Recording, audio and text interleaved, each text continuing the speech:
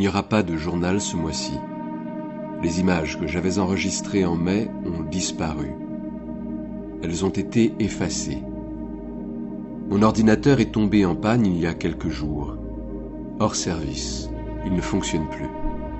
Par un affreux concours de circonstances, j'avais dû vider le contenu de mes différentes cartes mémoire pour animer un atelier d'écriture sonore autour de la place du colonel Fabien. J'ai disposé leur contenu sur mon ordinateur, pensant avoir le temps de les charger sur l'un de mes disques durs après le week-end. Alors que j'exportais le montage de l'atelier de samedi dernier sur le compte YouTube de la bibliothèque, l'ordinateur s'est éteint brusquement. Il ne s'est jamais rallumé. Le réparateur a finalement annoncé qu'il ne s'agissait pas d'un problème d'alimentation comme nous l'avions imaginé au départ, mais que de l'eau avait pénétré à l'intérieur, rendant la réparation désormais impossible dans le cadre de la garantie de l'appareil, et qu'il était donc certain que je ne pourrais plus récupérer les données de mon ordinateur. Voilà pourquoi les vidéos du mois seront absentes de ce journal, effacées. Journal de la perte, de la disparition. Sur ce qu'il nous reste de ce qu'on a perdu. J'avais commencé à écrire le texte du journal à partir des séquences filmées pendant le mois. Il me reste l'ensemble des photographies prises en marge de tournage vidéo. Ce journal sera donc marginal. Un photojournal.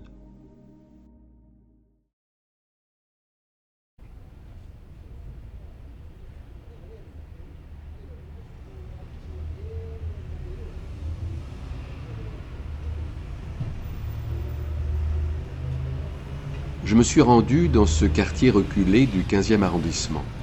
Les ruelles, calmes et désertes ce matin-là. Peu de passants, pas de touristes. Quelques rares habitants vont et viennent dans l'indifférence du quotidien. Dans la villa Santos-Dumont, le vieux propriétaire de la maison au jardinet qui fait l'angle dans le tournant du passage taille ses arbres. Les hautes branches feuillues qu'il vient de scier sont plus imposantes que lui. Un voisin se moque gentiment de son allure en l'appelant le Marocain. Il est vêtu d'une large djellaba gris-bleu coordonnée à la couleur de ses cheveux épais. Ce qui attire ici, c'est le charme intemporel de cette impasse à la végétation luxuriante, entre demeures normandes, maisons ateliers et lofts modernes. Un peu plus loin, au fond de l'impasse du Labrador, j'aperçois derrière un grand portail une petite maison au fond d'un jardin boisé. On pourrait la croire abandonnée, mais son propriétaire me salue d'un signe discret de la tête en rentrant de ses courses. Il va manger des frites ce midi.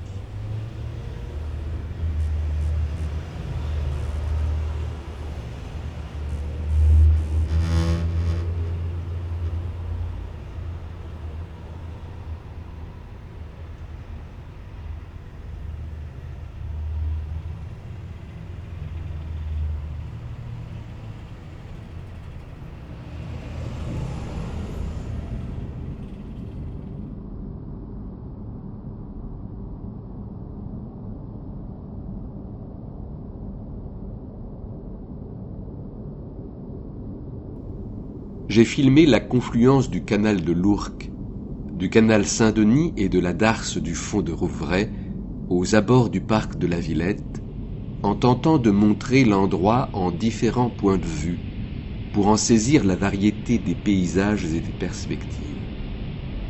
Ces vidéos sont perdues désormais, plus aucune trace. Je reviendrai bientôt tourner de nouveaux plans. Mais en voyant l'ensemble qu'ils formaient avant leur perte, j'ai pensé à cet événement survenu quelques semaines plus tard.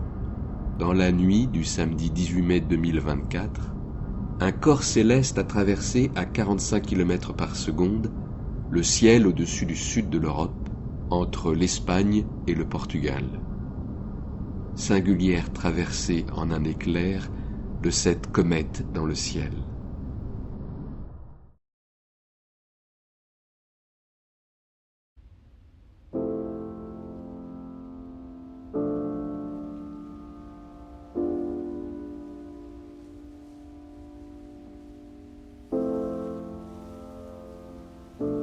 Depuis plusieurs années, avec Caroline, nous repoussons notre visite du musée Albert Kahn. Ce mois-ci, enfin, nous trouvons le temps de nous y rendre pour découvrir la nouvelle exposition « Nature vivante » consacrée au jardin d'Albert Kahn avec les images de Boulogne et celles de son jardin aujourd'hui disparu, de sa résidence méditerranéenne de Cap-Martin, complétées par des œuvres historiques et contemporaines.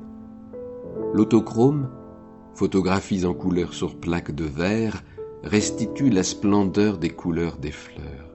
Le cinématographe capte les mouvements des branches dans le vent, les travaux des jardiniers, les déambulations des invités dans ces paradis végétaux. De retour en France, d'un voyage au Japon en 1898, Albert Kahn, grand voyageur et amoureux du monde, fait construire dans son immense jardin à Boulogne un village japonais. Son jardin japonais est un espace harmonieux et coloré où chaque élément a sa place. Je ne peux m'empêcher, en m'y promenant, de penser à Anne, au Japon, à ce moment-là. En octobre, à mon tour, je serai là-bas. Le mot qui s'impose en moi est synchronicité.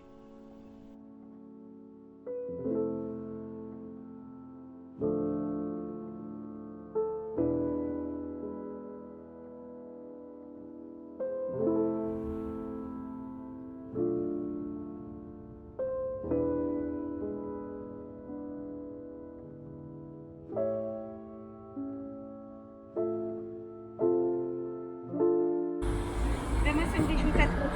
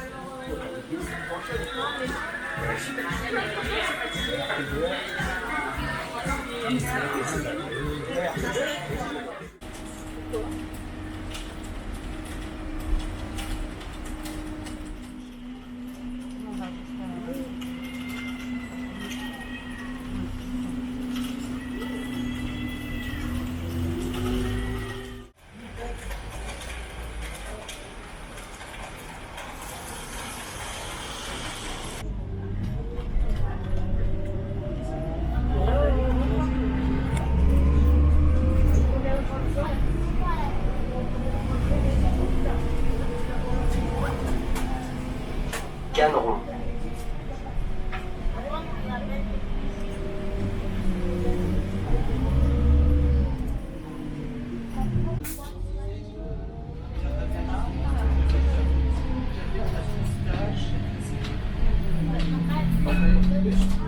Place de Clichy.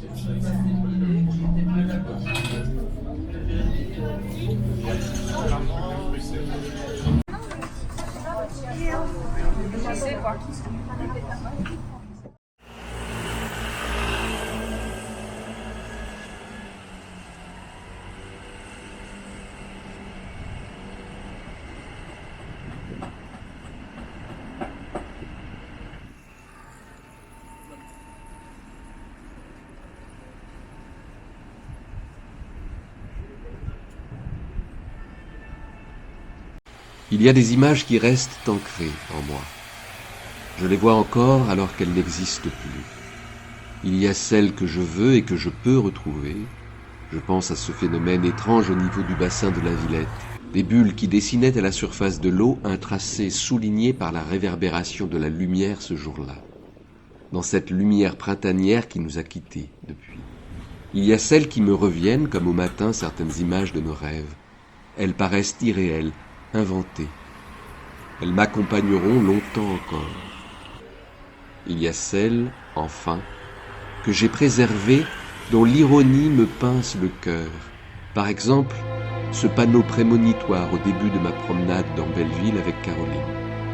Mémoire de l'avenir, qui résonne étrangement en moi depuis. Et cette plaque signalant la proximité des objets trouvés dans le 15e arrondissement.